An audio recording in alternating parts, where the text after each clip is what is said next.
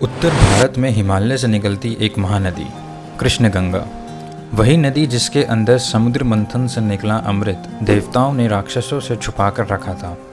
और इसी नदी के किनारे माँ शारदा का मंदिर, जो कहते हैं स्वयं ब्रह्मा जी ने बनाया था। शारदा पीठ मतलब देवी शारदा की जगह, माँ सरस्वती का संस्कृत एवं कश्मीरी नाम। शारदा पीठ के कई रहस्य हैं, जिसके सिद्धांत कश्मीरी घाटी या कुषाण साम्राज्य के सबसे पुराने अभिलेखों से भी 5000 साल पहले के हैं। कुछ का मानना है कि इसका निर्माण कश्मीरी राजा ललित आदित्य ने करवाया था, जबकि अन्य का मानना है कि इसका निर्माण कई चरणों में हुआ है। नीलमत पुराण में उपलब्ध शारदा पीठ का सबसे पहला संदर्भ मिलता है। 11वीं सदी के कवि बिल्हन ने शारदा पीठ का उल्लेख करते हुए उसे शिक्षा का केंद्र के रूप में कश्मीर की प्रतिष्ठा का स्रोत बताया है। कालाहान, जिन्होंने ऐतिहासिक राजतिरंगिनी का लेखन किया, जिसमें उन्होंने कश्मीर का पूरा इतिहास और साम्राज्य का वर्णन किया है। पर क्या बस भारतीयों के लिए शारदा पीठ बस एक महाशक्ति पीठ और एक तीर्थ स्थल है? कश्मीर आने के बाद आदि गुरु शंकराचार्य को क्या प्राप्त हुआ था? भारत की यात्रा कश्मीर आकर ही समाप्त क्यों हुई? वर्तमान में शारदा पीठ के मंदिर लगभग 1 शताब्दी से हमारी पहुंच के बाहर है। पीओके के उस पार नीलम नदी के तट पर स्थित ये ठंडे भूरे खंडहर एक उपेक्षित युग के अंतिम अवशेष है। लेकिन एक समय में ये एक हलचल बड़ा शहर था, जो विद्वानों, पंडितों और शिक्षावादियों से भरा हुआ था, जिन्होंने अपने कार्यों से वहां भव्य मंदिरों और हमारी भूमि के लिए एक भौतिक शिखर दोनों का निर्माण किया। 12वीं शताब्दी तक शारदा पीठ एक महत्वपूर्ण शक्ति स्थल, ज्ञान का केंद्र, सरस्वती का निवास स्थान और यकीनन उपमहाद्वीप में सबसे प्रतिष्ठित विश्वविद्यालयों में से एक था। यहीं पर शारदा लिपि को अपना अंतिम रूप मिला, one of the oldest Brahmanic script, जहाँ पर न सिर्फ आध्यात्मिक दर्शन पर वैज्ञानिक, गणित और इतिहास की एक मजबूत परंपरा को बढ़ावा दिया जाता था। कालाहन की राजतिरंगिनी, जिसको आज भी इतिहासकार कश्मीर और भारत के इतिहास का अध्ययन करने के लिए पढ़ते हैं, इसकी रचना का श्रेय शारदा पीठ को ही जाता है। दूर दूर से सभी धर्मों के विद्वान अपने मतभेदों के बावजूद यहाँ के प्रसिद्ध पुस्तकालय में मौजूद ग्रंथों को पढ़ने और उसका अनुवाद करने आते थे। बख्शाली पांडुलिपि, जो एक शारदा लिपि में लिखी हुई एल्जेब्रिक टेक्स्ट है, उसके ओरिजिन्स को भी हम यहाँ ट्रेस कर सकते हैं। तो ये कहना गलत नहीं होगा कि कश्मीर से कितनी ही किताबें भारत से बाहर गई होंगी, जिसका अनुवाद अरबी, लैटिन और अन्य भाषाओं में हुआ होगा। 7वीं शताब्दी में थॉर्नबी संभोटा को तिब्बती भाषा के लिए एक अल्फ़ाबेट प्राप्त करने के लिए कश्मीर भेजा गया। वहाँ उन्होंने विद्वान पंडितों से विभिन्न लिपियाँ और व्याकरण के ग्रंथ सीखे और फिर मुख्यतः शारदा वर्णमाला पर आधारित तिब्बती भाषा की एक लिपि तैयार की। चूँकि शारदा पीठ एकमात्र ऐसा स्थान था जहाँ के पुस्तकालय में सभी कार्य अपने पूर्ण रूप से उपलब्ध थे। इतने हजारों साल तक ज्ञान की धरोहर बनी इस भूमि ने न जाने कितने ही विद्वानों को शरण दी है। ये दर्शाता है कि कश्मीर भारत का एक अभिन्न अंग है। लेकिन हम में से कितने लोग जानते हैं कि शारदा पीठ की विद्वता को एक समय इतना उच्च सम्मान दिया जाता था कि इसने इतिहास के सबसे बड़े विचारकों में से एक आदि शंकराचार्य को भी कश्मीर आने पर मजबूर कर दिया। शंकराचार्य के लिए ज्ञान ही सब कुछ था। निसंदेह उन्होंने भारतवर्ष के दिग्गज विद्वानों को बहस में हराया हो, लेकिन उनके तर्क को अंतिम आवश्यक स्वीकृति तभी मिली तब शारदा पीठ के संतों ने भी उनकी कीमत पहचानी। जिस कश्मीर भूमि ने भारत की सांस्कृतिक एकता की नींव रखी, आज उसी के विभाजन पर हम लड़ रहे हैं। जहाँ पर भारत भूमि अलग अलग संप्रदायों में बटी हुई थी, आदिगुरु शंकराचार्य ने अपने जीवन काल में कई वैचारिक संघर्ष और मतभेदों को वाद विवाद और बहस के जरिए अद्वैत वेदांत के भीतर एक किया।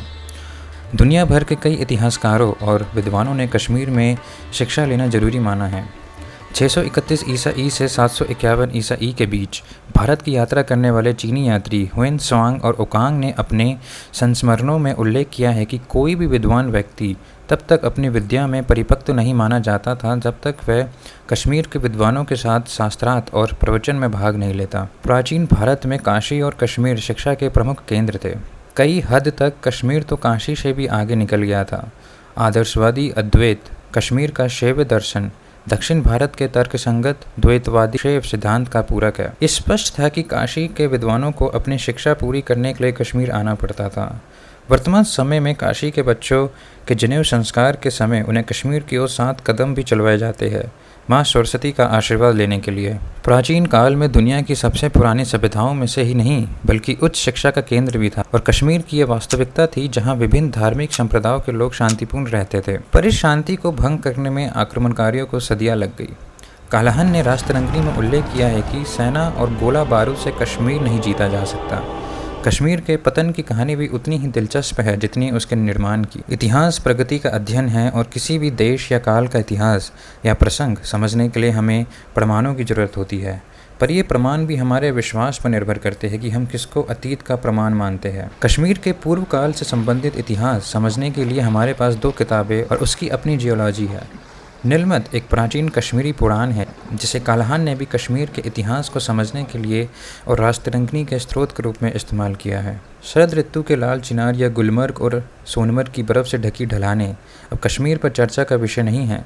कश्मीर का नवीन इतिहास अब राजनीतिक स्थिति से मजबूती से जुड़ा है कि जन्म के पहले का इतिहास है। It started with its own geography. 50 million वर्ष पहले विशाल भारतीय प्लेट एशियाई प्लेट से टकराई थी। टेथिस का समुद्र जो दोनों प्लेटों को अलग करता था वो टकराने की वजह से इन 2 प्लेट के नीचे आ गया। इस टक्कर से हिमालय और तिब्बती पहाड़ों का निर्माण हुआ। धीरे धीरे टकराने से पीर पंजाल और जांस्कर पर्वतमाला बनी जिसके बीच कश्मीर की घाटी स्थित है। जैसे जैसे ऊंचाई बढ़ती गई उत्तरी इलाके ठंडे होने लगे। हिमालय की ऊंचाई में वृद्धि हुई जिससे मानसून को गति मिली। हालांकि लगभग 3 मिलियन वर्ष पहले पीर पंजाल के पर्वत इतने ऊंचे थे कि मानसूनी हवाओं को घाटी से बहने से रोकते थे। परिणाम स्वरूप घाटी का ट्रॉपिकल क्लाइमेट टेम्परेट में बदल गया। क्लाइमेटिक और tectonic changes resulted in the formation of large glaciers. इन्हीं ग्लेशियर से नदियां निकली और अंततः भारत के उत्तर मैदानी इलाकों से बहती हुई समुद्र में जा मिलती थी। इन्हीं में से कुछ नदियों ने अपना पानी घाटी में बहा दिया जिससे एक बड़ी झील बन गई जिसने पूरी घाटी ही समा गई। घाटी का पूरा बेसिन लगभग 5200 वर्ग किलोमीटर मीठे पानी की झील में बदल गया। पर इतनी बड़ी झील सूखी कैसे? इसका जवाब हमें नीलमत पुराण से मिलता है। नीलमत पुराण के अंदर इसका बड़ा ही इंटरेस्टिंग रेफरेंस है। नीलमत की शुरुआत वैशंपायन और जनमेजय के संवाद से होती है कि कश्मीर के राजा ने महाभारत के युद्ध में भाग क्यों नहीं लिया, यद्यपि उसका साम्राज्य किसी अन्य से कम महत्वपूर्ण नहीं था। कश्मीर का राजा गोनंद और मगध का राजा जरासंध रिश्तेदार थे। जरासंध ने यादवों के खिलाफ हो रहे अपने युद्ध में कश्मीर के राजा गोनंद को बुलवाया और गोनंद उसी युद्ध में बलराम के हाथों मारा गया। अपने पिता की मृत्यु का बदला लेने के लिए गोनंद का पुत्र दामोदर कृष्ण से युद्ध करने के लिए गांधार पहुंचा जहां कृष्ण एक स्वयंवर में आए थे और वो भी कृष्ण के हाथों युद्ध में मारा गया। पर धर्म का पालन करते हुए कृष्ण ने दामोदर की गर्भवती पत्नी यशोवती का राज्याभिषेक किया। महाभारत के युद्ध के समय बाल गोनंद एक बालक था, इसलिए उसने युद्ध में भाग नहीं लिया। पर इस कहानी का कश्मीर के पानी में डूबे होने से क्या लेना देना है? पुराण और इतिहास की कहानियों की गुत्थी एक दूसरे से जुड़ी होती है। वैशंपायन ऋषि आगे बताते हैं कि घाटी मूल रूप से एक झील थी जिसे सतीसर के नाम से जाना जाता था। यही कश्मीर की उत्पत्ति पर प्रश्न उठता है जिसे वैशंपायन ऋषि एक को संवाद से जोड़कर देते हैं जो ऋषि बृहद्रथ और राजा गोनंद के बीच हुआ था। ऋषि बृहद्रथ पहले समय के साथ संसार के निर्माण और दुनिया के विनाश का वर्णन करते हुए कहते हैं कि दुनिया के अलग अलग जीव जंतुओं को राजा मनु ने कैसे संरक्षित किया और उससे विभिन्न जनजातियों की उत्पत्ति हुई। उसके बाद वो जलदुबाव की कहानी शुरू करते हैं जो सतीसर झील में रहता था जिसके पानी में पूरी कश्मीर की घाटी डूबी हुई थी। ये राक्षस घाटी में निवास करने वाले नाग और उसके आसपास रह रहे मानवों को बहुत परेशान करता था। इस विनाश को देखकर नागों के राजा नील ने अपने पिता कश्यप ऋषि से मदद मांगी। उन्होंने देवताओं की उपासना करके ब्रह्मा विष्णु और शिव से राक्षस का वध करने का अनुरोध किया। विष्णु राक्षस को दंडित करने के लिए नौबंदन की ओर बढ़े किंतु पानी के अंदर राक्षस अविनाशी था और झील में उसका वध करना लगभग नामुमकिन था। तब भगवान ने अनंतनाग जो नागों में शेष थे उनसे पहाड़ के बीच दरार बनाने का आदेश दिया। तब अनंतनाग ने बारामूला के पास पहाड़ में चोट जिससे एक दरार बनी जिस सतीसर झील का पानी उत्तर भारत में निकल गया और कश्मीर घाटी खाली हो गई। परिणाम स्वरूप जलदबाव का प्राकृतिक निवास नष्ट होने की वजह से वे कमजोर होकर मारा गया। राक्षस और पानी के सूख जाने पर कश्मीर की घाटी रहने के लिए अनुकूल हो गई। कश्यप ऋषि ने इच्छा व्यक्त की कि नागों के साथ मानव भी घाटी में निवास करे। हालांकि नागों ने इसका विरोध किया। गुस्से में कश्यप ऋषि ने उन्हें पिशाचों के साथ रहने का श्राप। नील के अनुरोध में श्राप को इस हद तक बदला गया कि पिशाच हर साल 6 महीने के लिए समुद्र में जाएंगे और उस अवधि में दौरान मानव उस भूमि पर निवास करेंगे। समय के साथ पिशाचों की जाति भी विलुप्त हो गई और पर उससे पहले जब बाकी लोग 6 महीने के लिए चले गए थे तब एक बूढ़ा ब्राह्मण चंद्रदेव उनके साथ नहीं जा पाया और पिशाचों ने उसे परेशान करना शुरू किया तो वो नागों की शरण में गया और नागराज से प्रार्थना की कि मानवों को भी पूरे साल कश्मीर की घाटी में रहने की अनुमति दे और उन्हें वो गुण भी बताए ताकि उन्हें हर 6 महीने में यहाँ से जाना ना पड़े। नागराज नील ने उसकी प्रार्थना स्वीकार एक शर्त पर करी कि मानवों को वो सब निर्देशों का पालन करना पड़ेगा जो ऋषि कश्यप ने नागों को बताए थे। 6 महीने के भीतर चंद्रदेव ने नागों से सब गुण और रहस्य सीख लिए और नील द्वारा निर्धारित अनुष्ठान भी। चैत्र मास में जब लोग वापस आए तो उन्होंने पूरी घटना विरुद्ध को बताई। नागराज नील और चंद्रदेव के बीच का वार्तालाप 65 संस्कारों को डिस्क्राइब करता है। उनमें से कई आज भी कश्मीर में जीवित है और कश्मीर के सबसे पहले राजा नागराज नील का मंदिर आज भी वेरीनाग में स्थित है। हम नागों को देवता के रूप में पूजते हैं और कहा भी जाता है कि मनुष्य नागों को अपने गुरु के रूप में देखते थे।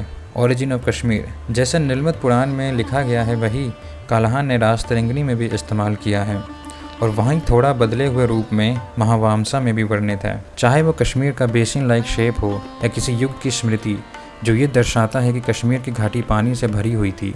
लेकिन ये जानना दिलचस्प है कि हाल ही के दिन में किए गए जियोलॉजिकल ऑब्जर्वेशन इसकी पुष्टि करते हैं। वैली का सबसे लोएस्ट पॉइंट जो सी लेवल से 5200 फीट ऊंचा है और पीर पंजाल रेंज का सबसे लोएस्ट पास जो वैली से 3000 फीट ऊपर है। कश्मीर की घाटी से जल एकमात्र एक ही स्थान से निकल सकता है, the narrow rock gauge at Baramulla. अब आधी से ज़्यादा कश्मीरी घाटी कैरावास से भरी हुई है जो ये दर्शाता है कि यहाँ पर कभी पानी था। How it become the centre of learning for ancient India.